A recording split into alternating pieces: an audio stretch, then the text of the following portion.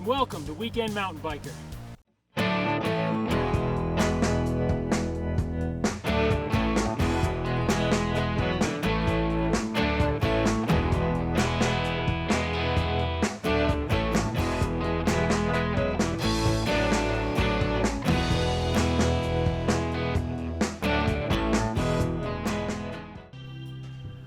Alright, I would like to first say thank you to everybody and anybody who might be watching this video, as it is the inaugural video of Weekend Mountain Biker, so I really appreciate that.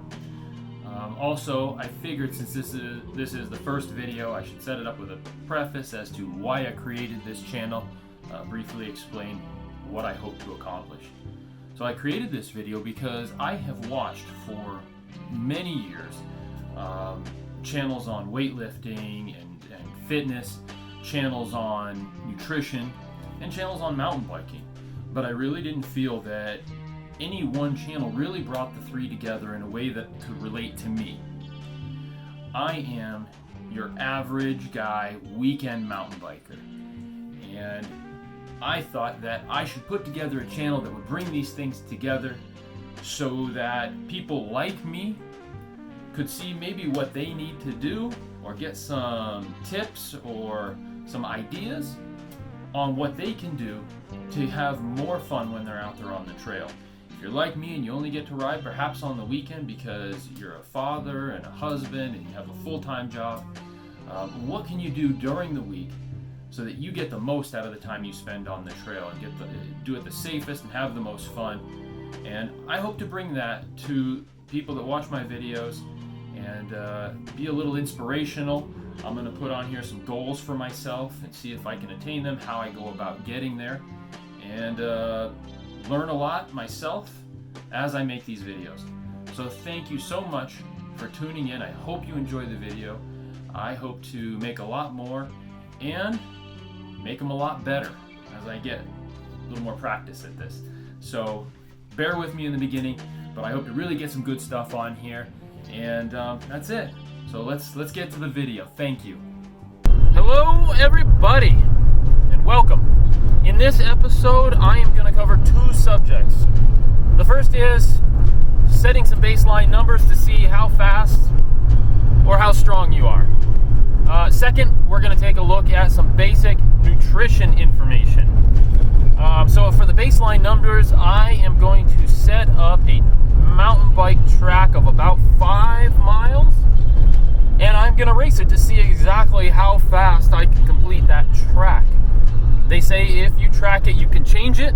So the goal is to get some numbers so that we can set some goals and to see if we can accomplish those goals. There is also a hill climb, and that will be a separate challenge. That is crazy hard. It is so steep. I have not even come close to completing this since I was a teenager. As an adult, it's been nearly impossible. But my goal is to get to the top of the mountain. And so we're going to see how far we get, and then we're going to track our progress in reaching the summit. Also, the nutrition. We're going to go over calories, protein, carbohydrates, fats, how they interact with you, what their importance is, and maybe talk down some myths regarding weight loss and how these things affect you. But that's it for today. 2 subjects. We're going to get some baseline numbers and talk some nutrition. So let's get to it.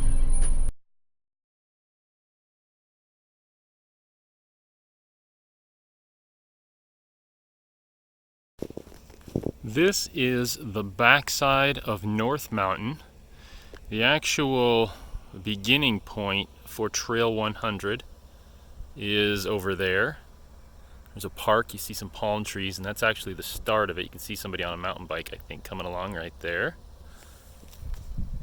That's the start. So this is the backside of North Mountain. It actually goes a little higher up to some towers past this mountain. It comes down into a valley here, and then goes back up to this mountain, which is Shaw Butte. So these two mountains form a valley. Trail 100 starts right about here, continues through this valley. You can go up either of these mountains, and then goes beyond It goes on for about 12 to 15 miles. Very diverse terrain, very gnarly. As you can see, it's a lot of nasty rocks. It's a lot of volcanic rock. There's some serious ups, some serious downs. This is where I will be doing my time trials and seeing if I'm making improvements and reaching my goals. I don't have an action camera, so I'm going to be riding it without one, and then probably going back, have to ride it again and get some footage or film or something until I get a new camera. But that's it. So we're going to get started on this right now. I think it's going to be somewhere in the neighborhood of about 5 miles, and we'll see whether we survive and can do it without a pinch flat. Here goes.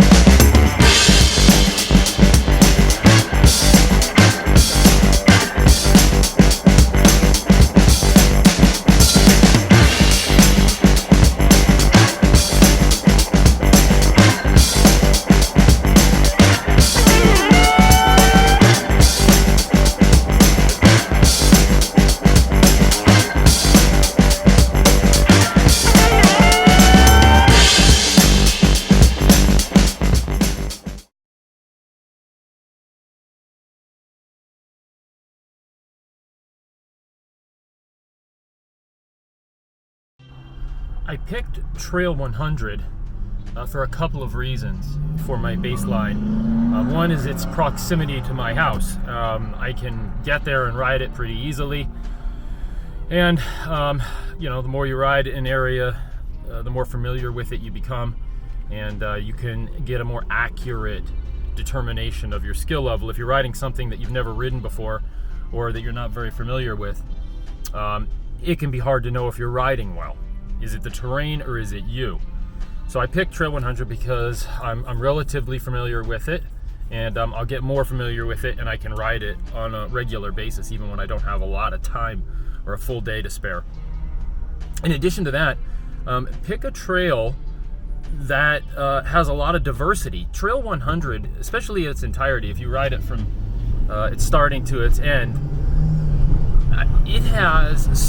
you encounter just about every type of terrain that you could possibly want. You got smooth stuff, you got rocky, loose stuff, you've got rock rolls, not huge ones, but you've got rock rolls, you've got nasty climbs, technical downhills. It really has everything. I think if a person gets good at riding Trail 100, there's really not a trail you couldn't handle. It's not much of a jump trail, but as far as skills for riding and technical riding, if you can ride Trail 100, you can ride just about anything. So if you have a trail in your area that would be similar to that, something that has a real diverse geography to it, I would pick something like that and familiarize yourself with it, because once again, you want a good baseline, and the more trails that it could be related to, the more realistic and accurate it's going to be with regards to a representation of your speed and ability. So I noticed a couple things about my ride. 3 things, because I was paying attention. I was actually riding it for time and trying to pay attention to the things that would be slowing me down. One was not knowing my own potential. I didn't know when I was going to bonk, where I was going to tire out, and I didn't want to push it too hard and have no gas for the end. Now, it wasn't a very long ride. It was only about 35 minutes. But I didn't want to get 20 minutes into it, have pushed way too hard, and not be able to make it. So I was holding back because of that. In hindsight, I probably could have pushed a little harder, but that's part of learning. Second was my confidence in my bike riding skills. In the summertime here, riding can get pretty sparse, and this summer especially, I didn't ride very much. I think next summer, 2020, I'm going to try to ride more even though it's hot. Maybe we'll do some videos on how to handle the heat and ride in a place where it's dangerous. And then thirdly was just my bike. I didn't want to push. I didn't know, how hard I could push it. With the tires that are on there and this terrain, you can get pinch flats real bad. You throw the chain a lot, and so I was really hesitant on that kind of stuff. But I think as I ride it a little more, I might build a little more confidence in that stuff and start pushing it. There were some areas in the loose rocks where I was really drifting turns. So, I'll get the hang of that stuff once I get riding again and really get some miles under my belt on the trail.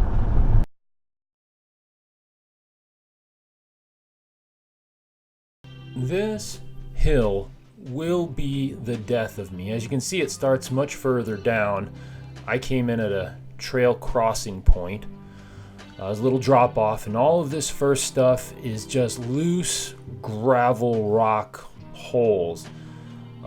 Pushing with everything I got. Then you get to right here, it transitions into some broken down asphalt, and I'm giving it everything I got.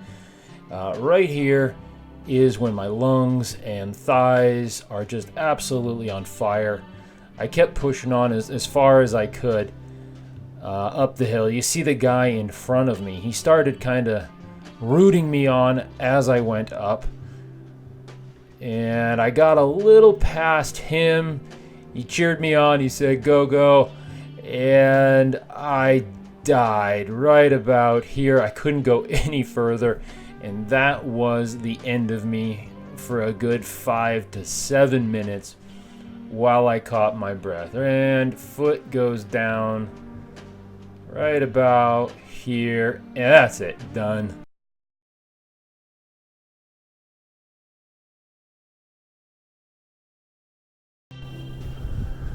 Okay, so at the outset of the video, I had mentioned that I wanted to take a little bit of time to talk about nutrition. So I just want to go over some real basic stuff here. This is, for some people, probably at a second grade level. Maybe some people, this is new. So real basic stuff, though. So this is going to be my board of nutrition. And because my handwriting is so bad, I'm going to abbreviate, and it's going to be the board of NUT. First thing I want to talk about is calories.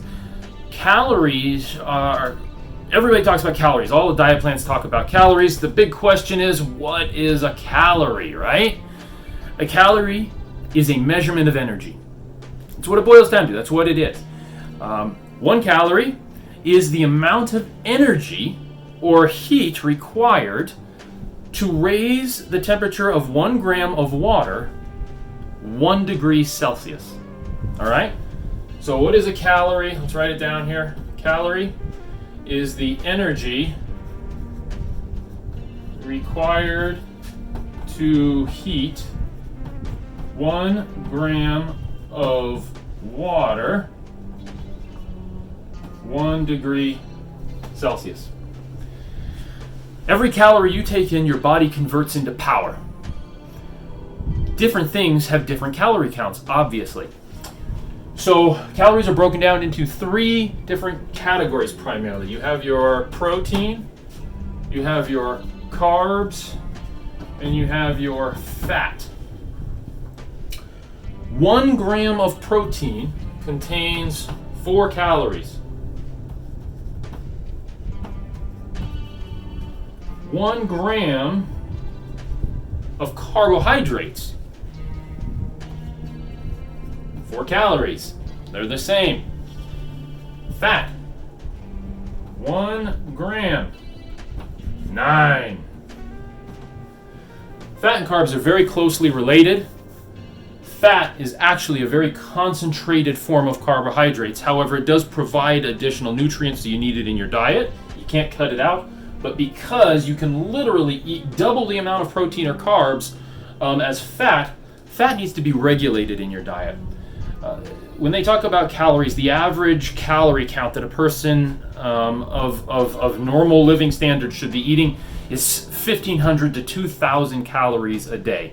Today's sedentary lifestyle, where people tend to work in offices, at cubicles, drive cars just about everywhere, I think the number should be probably closer to about 15 to 1700.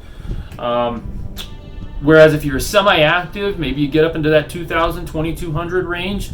Your top athletes, they tend to eat around 3 to 4,000 calories in a day. And then in addition to that, you get into your bodybuilders, and these guys take it to the whole next level. It's not uncommon for a bodybuilder to eat 10,000 or more calories in a day. Your primary calorie burner in your body is muscle mass. So muscle is very dense. It wants to burn a lot of calories. The more muscle your body has, the more calories it needs and it burns in a day. So you can eat a lot the more muscle you have. So to put this in perspective, like I said, with today's sedentary lifestyle, it seems like maybe you should be more around that, 15, 1700 calories in a day. If you go to Burger King and you get a Whopper with fries and a Coke, you're easily eating at that one sitting 1200 calories. And then if you don't do anything to burn it off, the next meal just piles right on top of that. But that's the beauty. This is the breakdown, basically. There are four basic types. There are four different types of fats that we'll get into in later videos. There are different types of carbs and how your body is affected by them. We'll get into that in later videos. Protein. This is a big thing right now. There's a lot of fat trends talking about protein diets. Protein is an amazing thing in that your body can only retain what it needs to work with.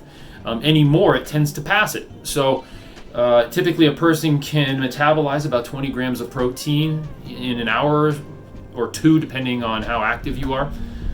Any more than that, or much more than that, and your body just passes it. So you don't really put on weight eating pure protein. So that's a good thing. Carbs, your body will store if you put in too much. And fat, well, everybody knows what happens to fat. So that's it. I just wanted to cover some real basics. And in review, a calorie is an energy measurement. The energy required to heat 1 gram of water, 1 degree Celsius. When you see protein, 4 calories equals 1 gram of protein. Carbs, 4 calories equals 1 gram of carbs. 9 calories in 1 gram of fat. So obviously we want to weight our diets towards the protein and carbs as much as possible. But how do we do that and get the most benefit out of it? And we'll get into a lot more in up and coming videos if you guys hang around. All right, well, that's it for this video. I'd like to, for all of you that muscled all the way through this to the end, say thank you very much for checking it out. We covered a couple of subjects in this video. We covered setting up some baseline numbers so you can gauge your performance, and we talked a little bit about nutrition. In the next video, I am going to cover going over making some goals for myself. Also, some bio on me, so you kind of know what my starting point is. In addition to that, I'm going to talk about setting up and getting a gym membership and how to start training. Once again, I really appreciate that you have taken the time to check my channel out. Hopefully, I can keep doing this and improving and making better and higher quality content for you. If you did like it, please hit the subscribe button, hit the like button, give me a thumbs up. Maybe hit the bell notification because I don't know when the next video will be released. But if you want to know when it comes out, hit the bell notification and it'll alert you. And thank you once again for checking out Weekend Mountain Biker, and I'll see you out there.